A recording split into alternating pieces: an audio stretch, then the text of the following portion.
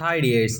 അപ്പോൾ ഇന്ന് നമ്മൾ പഠിക്കാൻ പോകുന്നത് +1 ഇംഗ്ലീഷിലെ 4th ചാപ്റ്ററായിട്ടുള്ള എ ഡ്രോ ഓഫ് കൈൻഡ്നസ് എന്ന പാഠത്തെക്കുറിച്ചാണ്.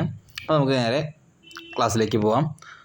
എ ഡ്രോ ഓഫ് കൈൻഡ്നസ് എന്ന പാഠം മനുഷ്യരിലെ കരുണ, അതുപോലെ തന്നെ സഹാനുഭൂതി, സ്നേഹം, മനുഷ്യത്വം മുതലായവയുടെയൊക്കെ പ്രാധാന്യം എത്രത്തോളം പ്രധാനപ്പെട്ടതാണെന്ന് വ്യക്തമാക്കുന്ന ഒരു കഥയാണ് ഇവിടെ ഈ ചാപ്റ്ററിൽ നമ്മൾ പഠിക്കുന്നത്.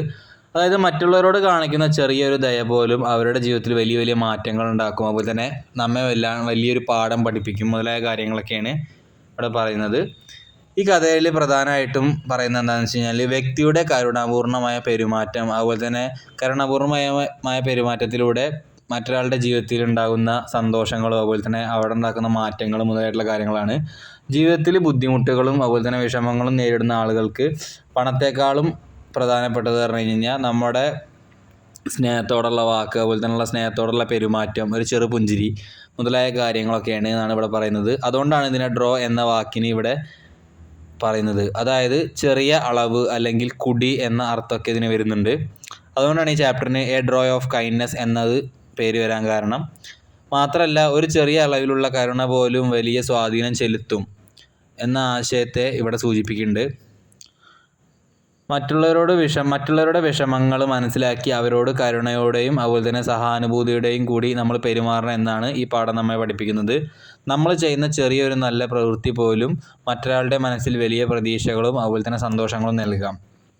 അതായത് ഒരാളിപ്പോൾ സങ്കടത്തോടെ ഇരിക്കുകയാണെങ്കിൽ അവരുടെ വിഷമങ്ങൾ നമ്മൾ മനസ്സിലാക്കിയിട്ട് അവർക്ക് വേണ്ട കാര്യങ്ങൾ, അവരെ മാക്സിമം സന്തോഷിപ്പിക്കുന്നതായിട്ടുള്ള കാര്യങ്ങളൊക്കെ ചെയ്യുക, അതുപോലെ തന്നെ സ്നേഹത്തോടെ പെരുമാറുക, കരുണ കാണിക്കുക, ദയ കാണിക്കുക മുതലായ കാര്യങ്ങളൊക്കെയാണ് ഇവിടെ പറയുന്നത്. മനുഷ്യജീവിതത്തിൽ മനുഷ്യത്വമാണ് ഏറ്റവും വലിയ മൂല്യം.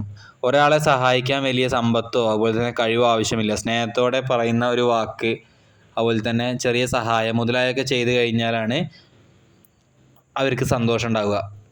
അത്തരം കാര്യങ്ങളാണ് ഇവിടെ പറയുന്നത്.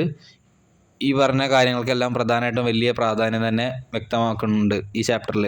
ഓക്കെ, ഇതിൻ്റെ പ്രധാന ആശയം എന്താണെന്ന് നമുക്ക് നോക്കാം. ഇതിൻ്റെ പ്രധാന ആശയം എന്ന് പറയുന്നത് എന്താണെന്ന് വെച്ച് കഴിഞ്ഞാൽ ചെറിയൊരു ദയാപ്രവൃത്തിക്ക് പോലും മറ്റൊരാളുടെ ജീവിതത്തിൽ വലിയ മാറ്റം സൃഷ്ടിക്കാൻ കഴിയും. അതാണ് ഈ പാഠത്തിൻ്റെ പ്രധാന ആശയം എന്ന് പറയുന്നത്. ഓക്കെ, അപ്പോൾ ഇത്രയും കാര്യങ്ങളാണ് ഈ പാഠത്തിൽ സമ്മറി ആയിട്ട് വരുന്നത്. Okay, thank you.